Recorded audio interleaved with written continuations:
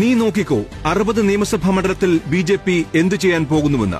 Parliament തെരഞ്ഞെടുപ്പിൽ കാശ് കൊടുത്ത് വോട്ട് വാങ്ങിച്ചതുപോലെ നിയമസഭയിലും അവർ വോട്ട് പിടിക്കും. കോൺഗ്രസ് മൂന്നാമതാകും. മാർക്സിസ്റ്റ് പാർട്ടി മൂന്നാമതും ഭരണത്തിലേറും. അതോടുകൂടി ഈ പാർട്ടി എടുക്കാച്ചരക്കാകും.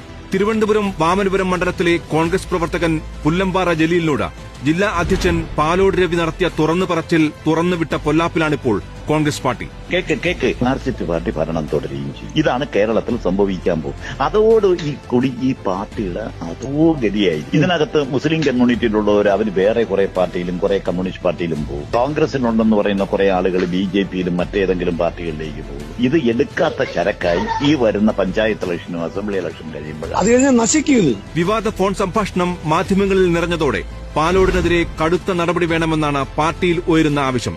രവിയെ പുറത്താക്കണമെന്ന് യൂത്ത് കോൺഗ്രസ് സംസ്ഥാന സെക്രട്ടറി ജഷീർ പള്ളിവയൽ ആവശ്യപ്പെട്ടപ്പോൾ എടുക്കാച്ചരക്കെന്ന് പാലോട് രവി കണ്ണാടിയിൽ നോക്കി വിളിക്കട്ടെയെന്ന് NSU മുൻ ദേശീയ ജനറൽ സെക്രട്ടറി KM അഭിജിത്തും ഫേസ്ബുക്കിൽ കുറിച്ചു.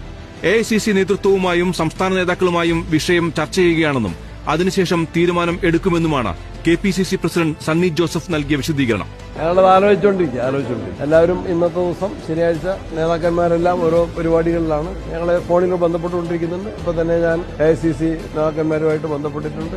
അതിന് ഉചിതമായിട്ടുള്ള നടപടി എടുക്കും. ഭിന്നതകൾ മാറ്റിയാൽ മാത്രമേ പാർട്ടിക്ക് മുന്നേറാൻ പറ്റുകയുള്ളൂവെന്നും പറഞ്ഞതത്രയും സതുദ്ദേശത്തോടെയാണെന്നും ന്യായീകരിച്ച പാലോട് രവി ശബ്ദ സംഭാഷണം പുറത്തുവിട്ടത് ശരിയായ രീതിയല്ലെന്നും പ്രതികരിച്ചു.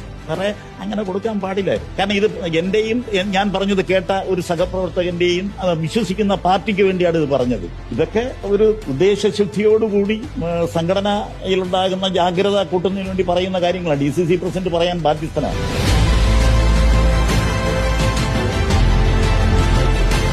പാലോട് രവി പാർട്ടിക്ക് പാരയാകുമോ?